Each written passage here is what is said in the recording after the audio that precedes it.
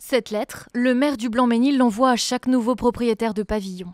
Toute nouvelle acquisition fera l'objet d'une visite régulière de la police municipale afin de vérifier qu'il n'y aura aucune modification, division d'un pavillon sans autorisation de la ville. Objectif, lutter contre ces délinquants du logement qui proposent des pavillons cloisonnés, souvent insalubres, et loués à des prix très élevés.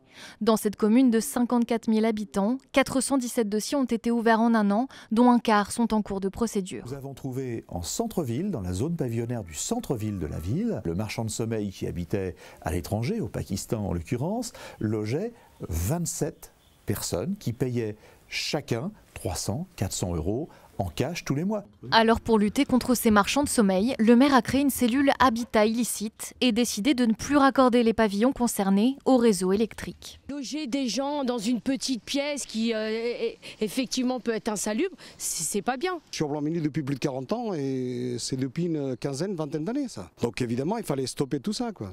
Mais un maire peut-il vraiment contraindre un propriétaire? Pas vraiment. Seule la ville peut agir via la législation sur le logement insalubre. On peut l'empêcher par le biais du droit de l'urbanisme. C'est-à-dire que si il réalise des constructions qui sont illicites au regard du droit de l'urbanisme, la sanction c'est la démolition.